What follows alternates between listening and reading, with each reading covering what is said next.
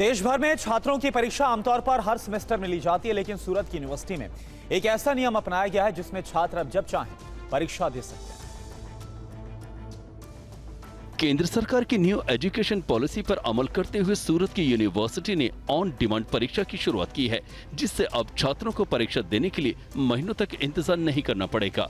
इससे दक्षिण गुजरात में पढ़ने वाले 2 लाख छात्रों को फायदा मिलेगा, जिसमें शिक्षा के साथ साथ परीक्षा में छात्रों के समय को भी ध्यान रखा जाएगा। राष्ट्रीय शिक्षा नीति के अंतर्गत ही हमने ये शुरू किया है।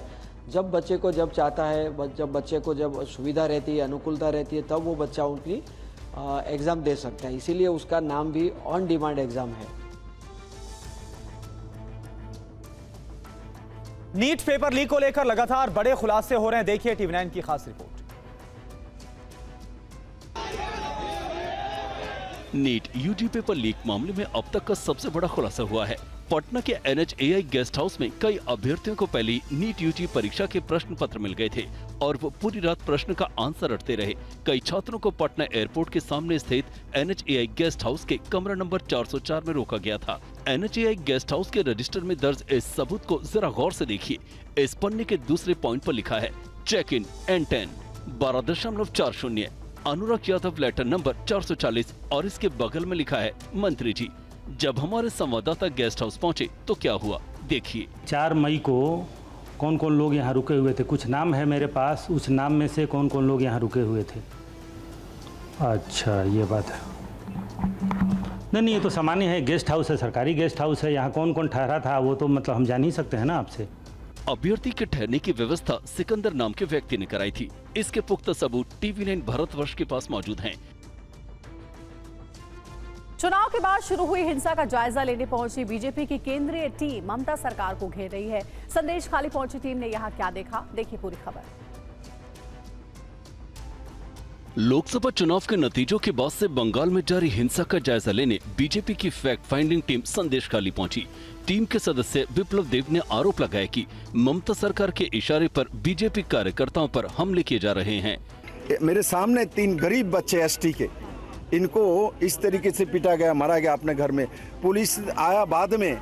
टीम के सदस्य बीजेपी सांसद रविशंकर प्रसाद ने कहा कि बशीरहाट में बीजेपी वोटर्स को नल से पानी नहीं लेने दिया जा रहा है। और दूसरा, यहाँ उनको पानी पीने नहीं दिया जाता है। कहते हैं ममता जी ने पंप लगाया है, तुमने वोट नहीं दिया, नहीं मिलेगा। ये क्या मतलब है? क्या अमानवीयता की पराकाष्ठा होगी संदेश खाली में? केंद्रीय टीम ने यहां बशीरहाट से बीजेपी उम्मीदवार रही रेखा पात्र से भी मुलाकात की। रेखा ने आरोप लगाया कि पूरे बंगाल में TMC बीजेपी कार्यकर्ताओं पर अत्याचार कर रही है। 7 विधानसभा की हर लोगों के ऊपर TMC वालों ने जितना अत्याचार करे, तो हम सिर्फ संदेश खाली की बात नहीं कहूँगी, क्योंकि यहाँ के हर जगह पे ऐसे ये TMC वालों ने हंगामा मचा रही है, ऐसे ही संतरासी फैला रही है, लोगों के ऊपर इतना अत्याचार कर रही है। बीजेपी का आरोप है कि 4 जून के चुनावी नतीजों के बाद से ही बंगाल में बीजेपी कार्यकर्ताओं पर हमले हो रहे हैं। इससे पहले ये टीम कूच बिहार और डायमंड हार्बर का दौरा कर चुकी है। बीजेपी की फैक्ट फाइंडिंग टीम राष्ट्रीय अध्यक्ष JP नड्डा के निर्देश पर बंगाल में हिंसा प्रभावित लोगों से बातचीत कर रही है।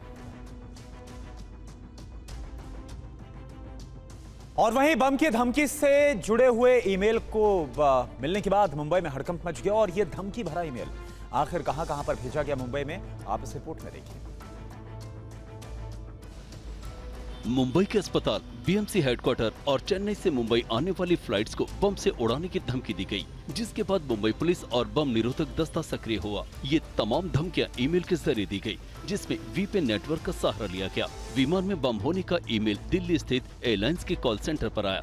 जहां बम होने की खबर आई, पुलिस ने हर जगह छानबीन की, लेकिन कहीं कुछ नहीं मिला। मुंबई के महाराष्ट्र को दहराने की धमकी, 50 से ज्यादा अस्पताल को धमकी मिली। मुंबई एयरपोर्ट, BMC हेडक्वार्टर को ईमेल भेजा गया। चेन्नई से मुंबई आ रही फ्लाइट में बम होने का ईमेल आया। Bibble.com नाम की वेबसाइट से सभी ईमेल आए।